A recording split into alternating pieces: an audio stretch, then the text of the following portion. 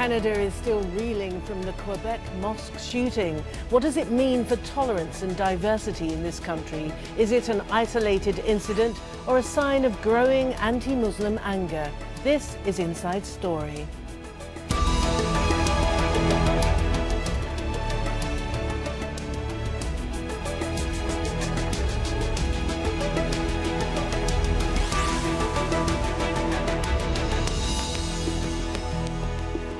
Hello and welcome to the programme. I'm Martine Dennis. Now, Canada's long been seen as the peaceful northern neighbour of the United States, and lately as a welcoming alternative to Donald Trump's anti-immigrant moves in America. But the relative calm has been broken by the killing of 6 people as they prayed in a mosque in Quebec. Prime Minister Justin Trudeau described the shooting as a terrorist attack on Muslims. Thousands of Quebecers, deeply shocked by the event, turned out to honour the dead. Daniel Lack reports. On a frigid winter's evening, Quebecers came in their thousands to support the Muslim community of this city. The message was solidarity and shared grief.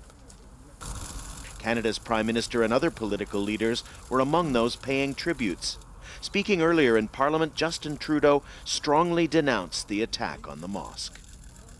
This was a group of innocents targeted for practicing their faith. Make no mistake, this was a terrorist attack. It was an attack on our most intrinsic and cherished values as Canadians, values of openness, diversity, and freedom of religion. Police say a lone gunman opened fire on Sunday at the Islamic Cultural Centre of Quebec. They've charged a 27-year-old student, Alexandra Bissonnette, with 6 counts of first-degree murder. Among the dead, a professor, a pharmacist, a much-respected grocer. 17 others were injured, some very seriously. Police haven't said what they believe was the motive for the attack. We're still in the early stage of the investigation. We're still trying to determine all the facts associated with the incident, so and not to interfere with the progress of the investigation. We're not going to discuss the specific at this time. In a part of Canada where some political parties have stoked anti-Muslim feelings and mosques have been desecrated in the past, this tragedy has shocked and devastated many. In an uncertain world, it's rare enough to see such scenes of people coming together. Here between an ancient church and the modern mosque where Sunday's attack took place, thousands have shown up to express their solidarity with a community that was wounded on Sunday night, but now knows that this town, this city, is supporting them. Daniel Lack, Jazeera, Quebec City.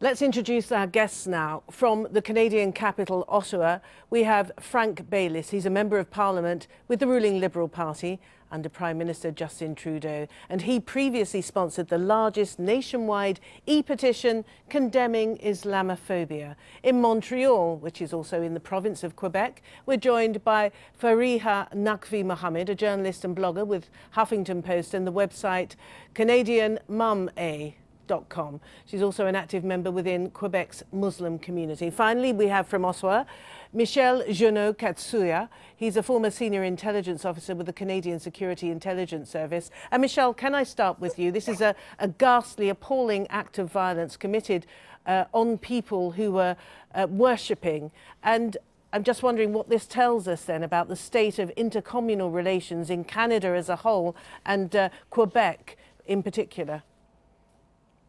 Well, I don't think that any society anywhere around the world is immune against the action of an extremist, or maybe even a deranged person that will decide to commit such a horrific action. It does not necessarily immediately represent what the entire society is. And I think this is what a rude awakening that took place right here in Canada among the Quebec society, that unfortunately among us, there is some element of society like this that will be capable to do such horrific action, and we need to be vigilant. What was very, very beautiful and extremely touching is to see how very quickly, within 24 hours, the political class and the general population rallied together and came out in force, en masse, to show their support and their love to the Muslim community. Okay, Michel, can I just interrupt you there? So you wouldn't, just for the sake of clarity, you wouldn't identify this then as part of a bigger force, of a bigger school of thought that is directed against Muslims in Canada? No, I will not identify it. There is definitely some people that unfortunately entertain some ill thoughts against the Muslim community, but it is not representative of a vast movement, not even a significant movement.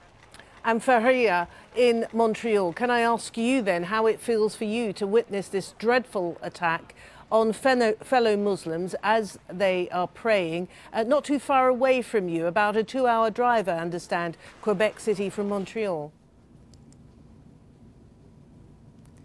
It was very shocking news when we first heard of it. There was a lot of anger, there was a lot of sadness, there was a lot of shock. But that anger and shock and sadness did turn into hope as we saw Canadians from across the country reach out to the Muslim community, reach out to me personally through my blog, and express their solidarity and express their love and thank me for voicing the concerns of the Muslim community. And it's been a very difficult last 24 hours. But last night, we saw we saw Canadians from all parts of the country come together and vigils and standing in solidarity, and sometimes in very cold weather, with the Muslim community. And it was very, very heartwarming. And so, Frank Baylis, as an MP, one of the MPs that represents this province, you must be quite alarmed because, of course, it's well documented that the rate of hate crimes against Muslims has, over a 3-year period, gone up when hate crimes against other members of the community are actually going down. Absolutely, it's very alarming, and it's something that we chose to speak up about. And it's very important, as you mentioned, that petition that we put forward. No petition in Canadian history had more signatures, electronic signature petition. So it's a statement of Canadian values when it came together to condemn Islamophobia. And I think it's important that we don't let the actions of one or two extremists who have hate in their heart speak for all Canadians. But what about, staying with you, Frank, what about a recent opinion poll that was carried out in the summer of last year that was published by the Toronto Sun, in which it documented apparently shifting attitudes towards the Muslim community in Canada, particularly with reference to the newcomers who Justin Trudeau welcomed so publicly from Syria? I can tell you that so many people reached out to help these newcomers that they were overwhelmed with the amount of offers for help, whether it be financial, clothing, housing. And I myself, in my own riding, had more requests for people coming out to help than we could even process. So that's the statement that I see in Canada. Absolutely, there are some voices on the other side. I think that's a worldwide phenomenon, where you see people attacking a certain group, and we have that here. I don't want to pretend that it doesn't exist here in Canada. However, I don't want these people to be seen as having the leading voice. They do not. All right, well, let's take a closer look at Quebec province, shall we? So it's the only province with a French-speaking majority. The local government there has debated declaring independence from Canada several times, and is also considered formally adopting a secular identity that would aim to keep religion out of public life. Michel, let me come to you then. So how far does the political philosophy, if you like, of France influence and shape Quebec? Not much, to a certain extent. We cannot sort of deny the European influence that is part of the background, the heritage that we definitely have in Canada. But I think the Quebec has a sort of a mind of its own, if I may say. Definitely, there's a proud heritage of French culture, a French language that is practiced over there, which attracted people from all around the world that speak French, coming from various countries. That said, yes, there was a movement, and there there's still a movement of people that believe that maybe Quebec should be separating from Canada, but they never achieved the majority. They never achieved their political goal. I think the vast majority of Canadian and Quebecois still wants to be part of Canadian and recognize the value to be part of Canada. And in that exercise of wanted to sort of identify themselves differently, there is a genuine reconnaissance, not only from the one who wants to separate, but also people who wants to stay with Canada, that we are Canadian, we're not necessarily something else. But specifically, what about this underpinning philosophy of the French Republic and that of secularism, of I can't even say it in French, but of secularism? I mean, what? Yeah. What about that? How far does that colour the politics and the thinking of Quebecois? It's fairly representative. It's fairly representative. The discussions is open. It's been a peaceful discussion. Unfortunately, not always as civilized as it should be in words, but definitely it is part of a discussion that is taking place in a democracy. And people do aspire in the province of Quebec currently in a vast majority to have a secular society in the public sphere. That means that your decision to have a certain faith and to pray for a certain God is personal and shall be kept personal. This debate has been taking place, indeed, in the province of Quebec in a very civilized way previously, until, unfortunately, the incident last night. So, Frank, how far is there friction then, potentially, if not presently, between the secularism of Canada and, in particular, we're talking Quebec, and those that wish to display openly their religion? There was a strong backlash to the previous provincial government, which was a separatist government, when they attempted to introduce these secularist ideas. It was rejected, and they lost the election, in part based on that. And I think it's important, one thing to underline is what our Prime Minister has made very, very clearly. A Canadian is a Canadian is a Canadian. And we have some people wanting to decide what type of Canadian is good or bad, what is an acceptable Canadian depending on their religion or not. And again, we reject that. Our Prime Minister has said it extremely clearly. All Canadians are treated to be the same. And this attack on 6 people, they happen to be Muslim, but they are first and foremost Canadians. And all Canadians, as we saw yesterday, came together to speak across this country to say, we reject this. And Fariha, can I come to you now, because you've written on your website that anti-Muslim sentiment south of the border is fueling the flame of hatred right here in our own backyard. What do you mean by that? Well, certainly it's the responsibility of political leaders to guide to preach tolerance and acceptance and diversity. And we're very, very blessed to be Canadian and to have leadership such as Prime Minister Justin Trudeau, who preaches diversity and embraces diversity and tolerance and acceptance.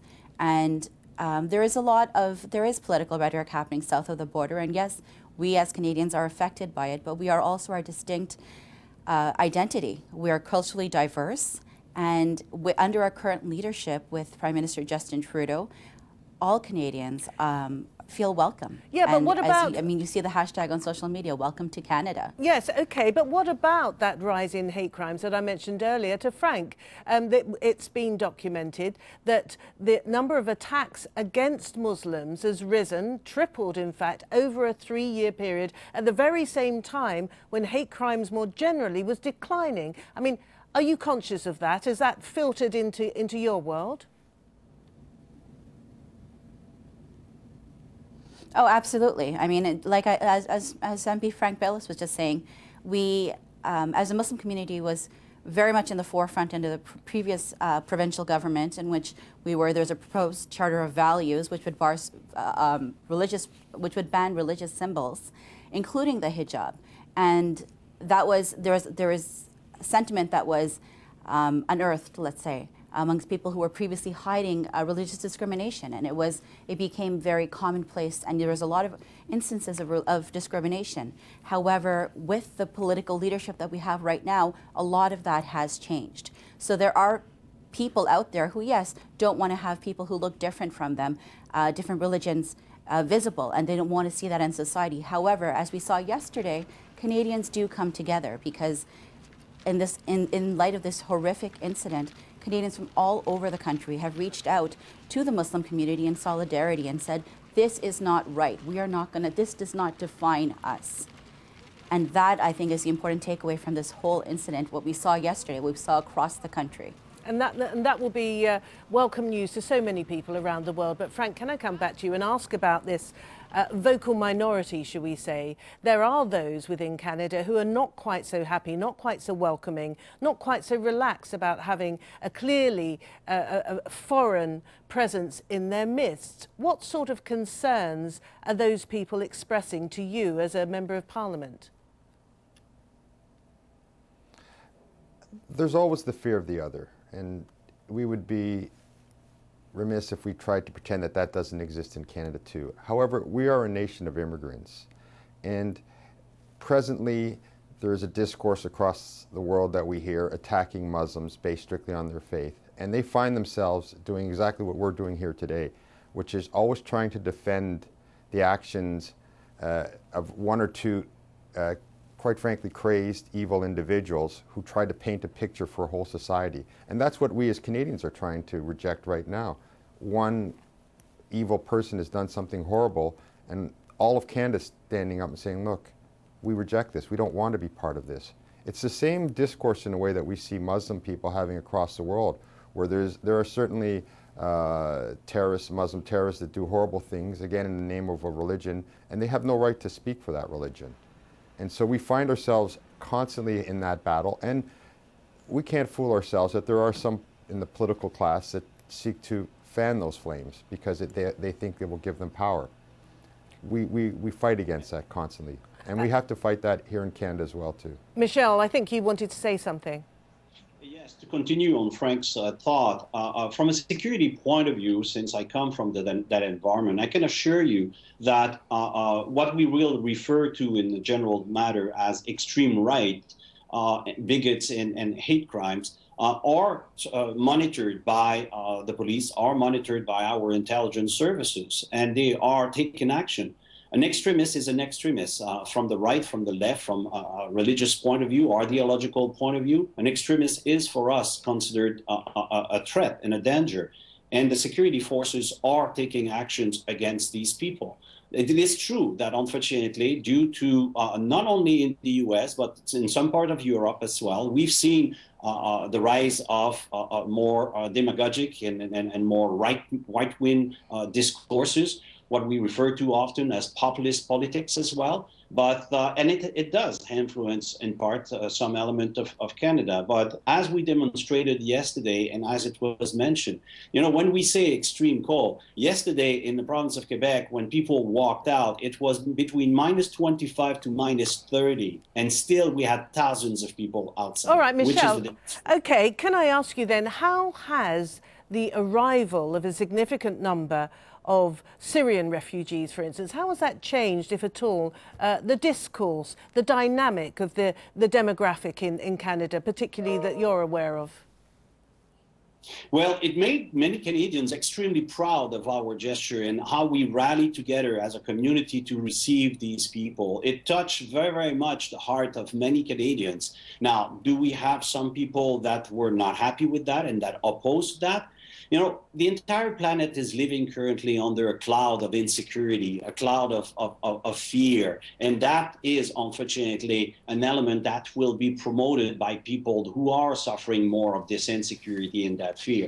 But in general, the demonstration is a brilliant success where these people have been well received and already adapted. We have constantly report on the radio, on television of the young ones who already speak French, already speak English after only, less than a year in presence with us. It's fantastic, but of course, it doesn't necessarily rally everybody. But these people, we can assure you, are only a representation of an extreme minority in Canada. And Fariha, as far as you're aware, what kinds of difficulties are the new arrivals in Canada facing? We're hearing from Michel that many are learning the language very quickly, which of course is a very good assimilator. Well, I think there's something that's very important to understand is under our current Prime Minister, all Canadians are welcome. So Syrian refugees who have arrived in Canada, yes, they're fleeing their war zone, they have mental health issues, they've seen some horrific things that you and I can't even imagine in our worst nightmares. That's a reality. However, as Canadians, we've embraced them. Our Prime Minister has embraced them. We've welcomed them. We have showered them. My daughter had a food and clothes drive for the local Syrian families in her elementary school. And Canadians are making cards and welcoming them and giving them gifts and taking care of them because that's what we as Canadians do. And that's something that's very unique, especially with the current state of the world, as opposed to other countries that are banning immigrants or banning refugees. Our Prime Minister is welcoming them. And that's something that as a visible minority and very proud Canadian Muslim woman, that speaks to my heart, and it speaks to the hearts of so many of the Syrian refugees that have arrived in Canada and have been welcomed by open arms. And Frank, I'm fascinated by the fact that Canada has no official religion and yet seems to be able to integrate and to accept people coming with very strong ideas of religion and very public displays of their religion. How does that work?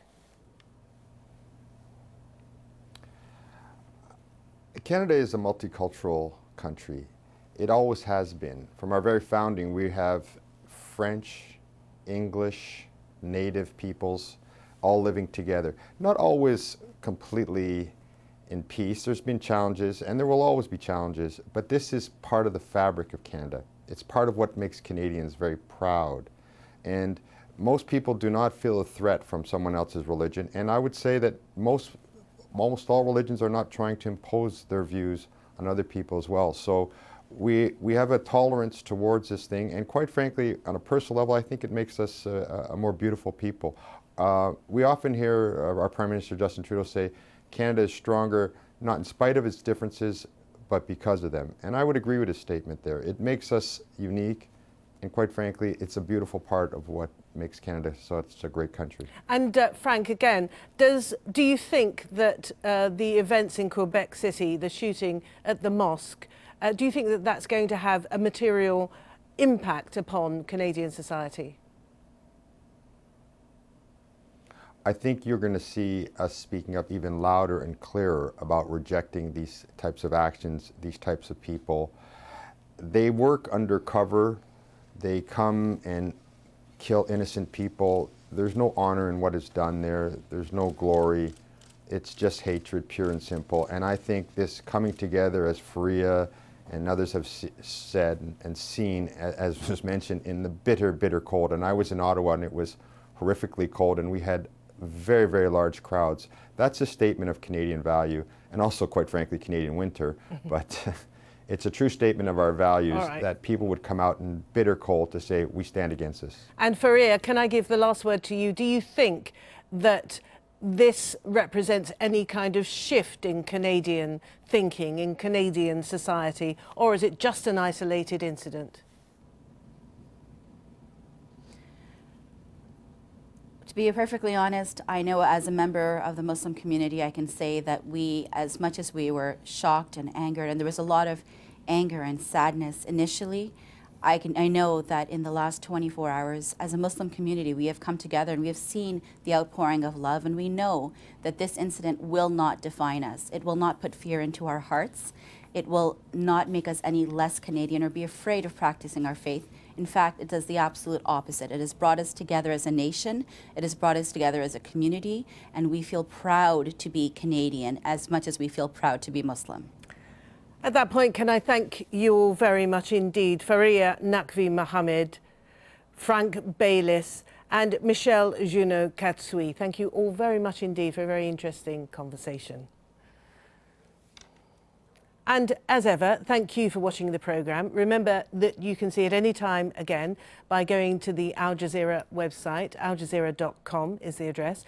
If you want more discussion, you can go to our Facebook page. That's facebook.com/AJ Inside Story. And you can also join the conversation on Twitter. Our handle is at AJ Inside Story. I'm at Martine Dennis.